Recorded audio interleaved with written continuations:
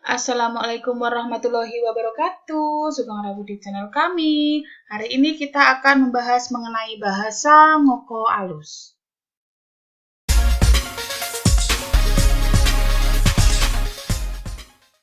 Teman-teman, hari ini kita akan belajar mengenai bahasa ngoko alus. Untuk materinya sendiri, di sini nanti akan ada pengertian, wulan, penerapan, dan terakhir nanti akan ada pembahasan contoh kalimat. Jadi, tonton sampai akhir ya, biar nanti kalian paham dan unggah-ungguh bahasa Jawanya tidak belepotan lagi. Untuk yang pertama akan kita bahas di sini adalah pengertian.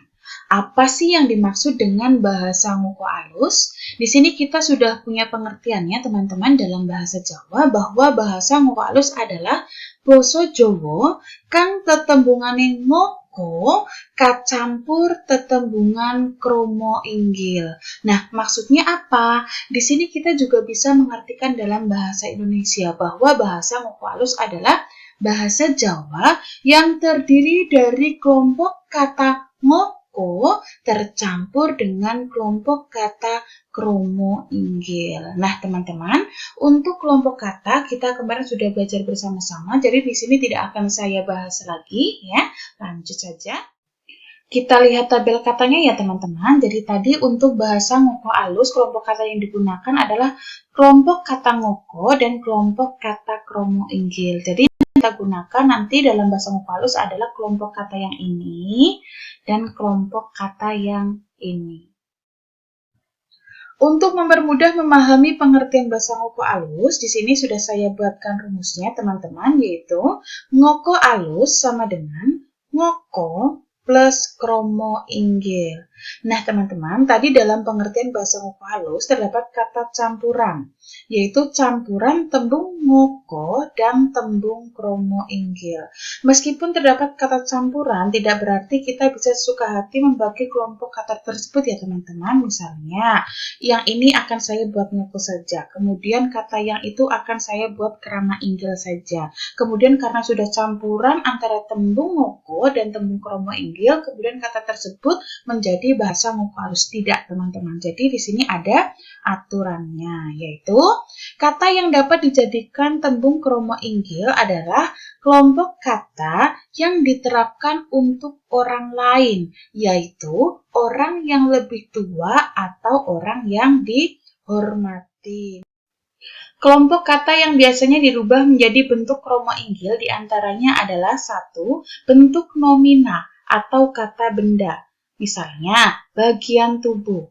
Jadi apabila kita akan mengatakan bagian tubuh untuk orang yang kita hormati atau orang yang lebih tua, dalam bahasa ngoko alus harus dirubah menjadi bentuk kromo inggil. Contohnya adalah kata mata. Maka bentuk kromo inggilnya adalah paningan. Kemudian yang kedua, di sini ada kata kerja atau kalau dalam bahasa Jawa adalah tembung krio. Jadi apabila kita akan mengatakan kata kerja untuk orang yang lebih tua atau orang yang dihormati, bentuknya harus dirubah menjadi bentuk kromo inggil. Misalnya di sini adalah tembung turu. Turu di sini bentuk kromo inggilnya adalah sari. Kemudian yang ketiga, di sini menerangkan kepunyaan atau milik. Biasanya ada imbuhan e. Misalnya kita akan mengatakan bajunya. Di sini bahasa ngokonya adalah klambine. Berarti klambi di sini harus kita rubah menjadi bentuk kromo inggil. Berarti menjadi ageman. Kemudian yang keempat teman-teman yang perlu kita perhatikan adalah kata koe. Koe harus dirubah menjadi bentuk kromo inggil yaitu panjenengan.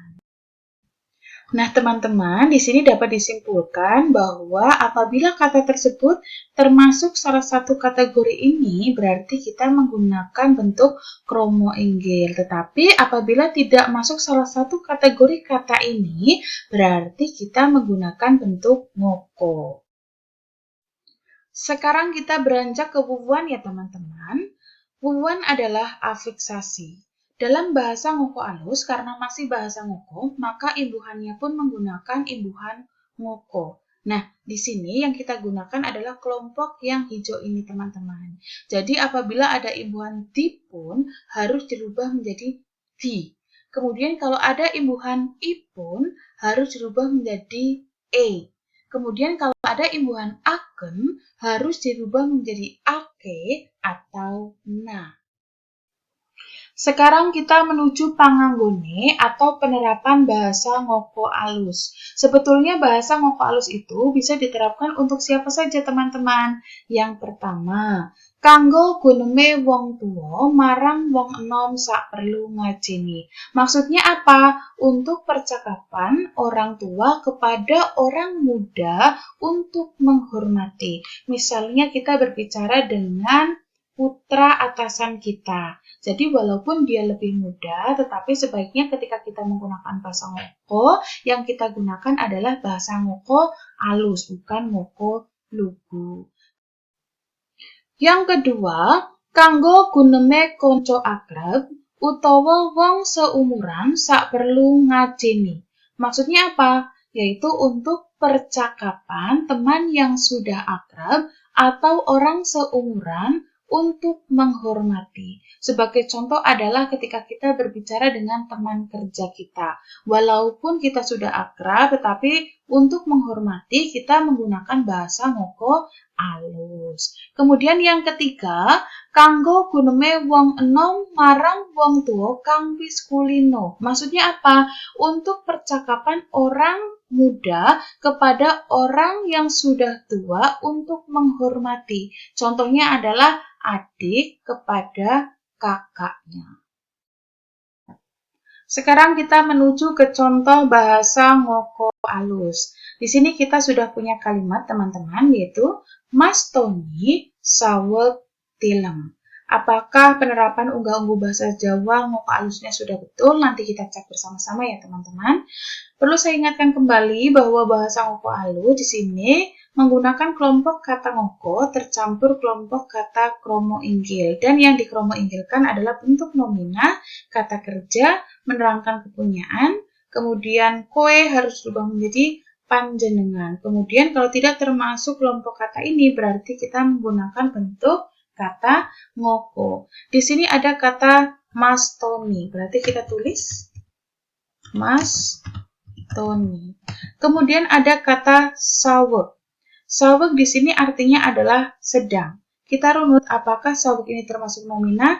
Bukan. Termasuk kata kerja? Bukan. Apakah menerangkan kepunyaan?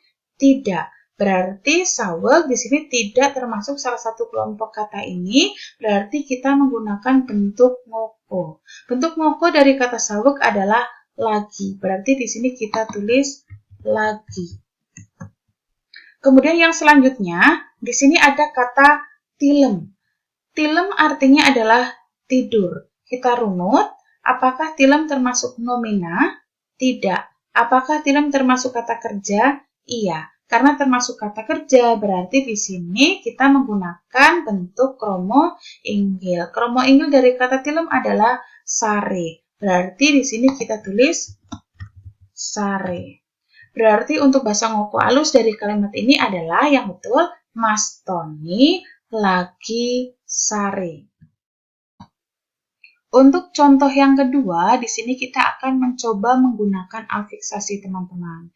Di sini kita sudah ada kalimat bukune digowo Mbak Tika. Apakah kalimat ini sudah betul penggunaan bahasa ngoko alusnya? Nanti kita cek bersama-sama. Nah, di sini di depan sudah ada kata bukune. Bukune berasal dari kata buku mendapatkan imbuhan e, sehingga menjadi bukune. Di depan di sini ada kata dasar buku. Buku apakah termasuk nomina? Iya, karena termasuk nomina maka menggunakan bentuk kromo inggil. Bentuk kromo inggil dari buku apa? Oh, ternyata tetap menjadi buku, maka kita tulis buku. Kemudian mendapatkan imbuhan e. Perlu kita ingat lagi teman-teman bahwa dalam bahasa ngoko alus imbuhan yang kita gunakan adalah yang berada di dalam kotak hijau ini. Nah, di sini ada imbuhan e. Kita lihat apakah e itu tetap atau akan berubah. Oh, ternyata di sini e tetap. Maka bukune dalam bahasa ngoko alus tetap menjadi bukune. Maka di sini kita tulis bukune. Kemudian yang kedua, di sini ada kata digowo. Digowo itu berasal dari kata gowo, mendapatkan imbuhan di, sehingga menjadi digowo. Nah, di sini ada imbuhan di. Apakah imbuhan di ini tetap atau berubah? Kita lihat. Oh, ternyata imbuhan di tetap menjadi di, karena yang kita gunakan yang berada di kotak hijau ini, teman-teman. Kita tulis lagi di. Kemudian ada kata gowo. Gowo apakah termasuk nomina? Tidak. Apakah termasuk kata kerja? Iya. Karena termasuk kata kerja, maka kita gunakan bentuk kromo inggil. Bentuk kromo inggil dari kata gowo adalah asto. Berarti di sini kita tulis asto. Maka digowo menjadi diasto. Di sini kita tulis kembali diasto. Kemudian Mbak Tika tetap Mbak Tika. Berarti kalau ada kalimat buku nih digowo Mbak Tika, dalam bahasa Ngoko Alusnya harusnya menjadi bukune diasto Mbak Tika. Cukup sekian pembahasan kali ini. Semoga kalian paham dan bermanfaat. Wassalamualaikum warahmatullahi wabarakatuh.